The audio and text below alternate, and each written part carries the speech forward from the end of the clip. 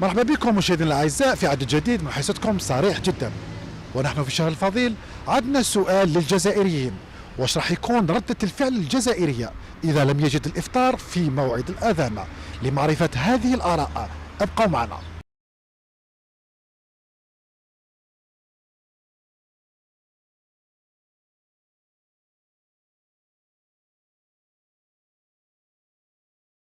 لو كنت تروح مثلا للدار وما تلقاش الفطور وقت المغرب، واش راح تكون ردة الفعل تاعك؟ نقلب الدنيا نقلبها.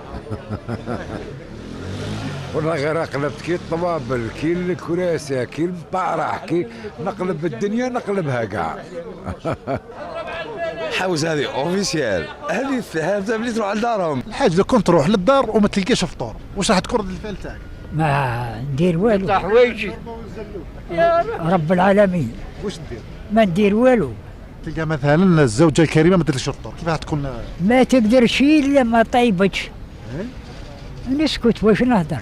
ما تهضر والو. نضربها. إيه. لا لا. نسكت، نديرها في ظهري ونسكت. وانت يا الحاج واش راح تقول؟ ما لقاش يا الفطور. ودي انا قطع حوايجي كم الفطور. اي اللي تحكم علينا الشمه وهذا الدخان وهذا الهم، قطع حوايجي. اي ولا نضرب الخيط براسي نطيح ولا يطيح الخيط ولا اللي هي يسمى دير حالة.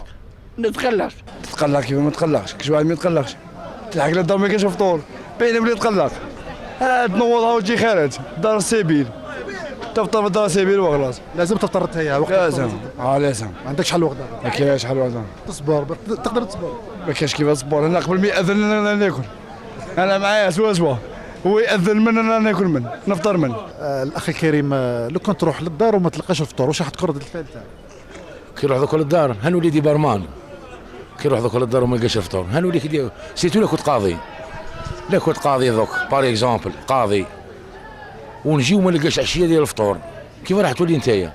انت دير غير اكزومبل ليك نتايا، دوك تقضي شويه كبده شويه كذا شويه كذا ومن بعد تدخل للدار وما تلقاش الفطور. ما ديريش فطور وانا صايم بعدها شويه بس.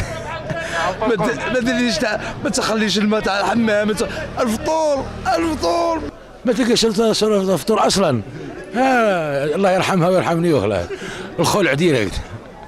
وهي كي تروح ذوك ما تلقاش الفطور، وكي كاين الخير، كي كاين الخير يكون كاين بارزيكو يكون كاين الخير وما تدخل الدار الاذان ياذن وبعد تلقاهم قاع يثوبوا في الدار. الحمد لله والله الحمد لله، نصوم ونصلوا لا باس علينا. الحمد لله يا ربي. والله الحمد لله يا ربي. الحمد لله. الحاج بك عندي سؤال صغير.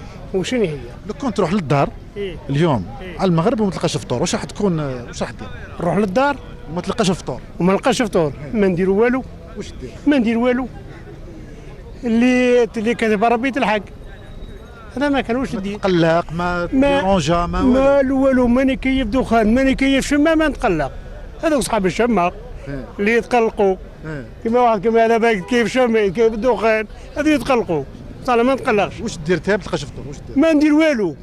الماء كاين، الخبز كاين، الحمد لله يا ربي. بارك الله فيك. ما نبرش نتقلل شويه ونسكت، واش راح دير؟ اسمها تصبر واش راح دير؟ تروح للدار وما تلقاش الفطور. اييه. واش راح تكون ردة الفعل تاعك؟ عادي انا موالف هكذاك وعادي انا عادي. الاخ الكريم، لو كنت تروح للدار وما تلقاش الفطور على المغرب، واش راح تكون ردة الفعل تاعك؟ واش ردة فعل؟ نصبر وخلاص. واش ردة فعل؟ ردة فعل نصبر تمره وكاس حليب يكفي. ما كاينش عذر مثلا للزوجه الكريمه ما دارتش لكش الفطور؟ ما عندهاش عذر. نورمال ما كاين والو، كاع نصبر وخلاص. لو كنت تروح للدار وما تلقاش الفطور، واش راح تكون؟ ما ندير والو، ما كاين والو. عادي ان شاء الله. نصبر ان شاء الله والرياح. ربي قالنا بسم الله الرحمن الرحيم لعلكم تتقون، مش تقلقون او كذا او كذا. والله اعلم، انا نقول هكذا والله اعلم. والله اعلم. كي نروح للدار وما نلقاش الفطور على المغرب، انا مع المغرب انا الصباح ندير الطرفه الزط كان هنا موش هنا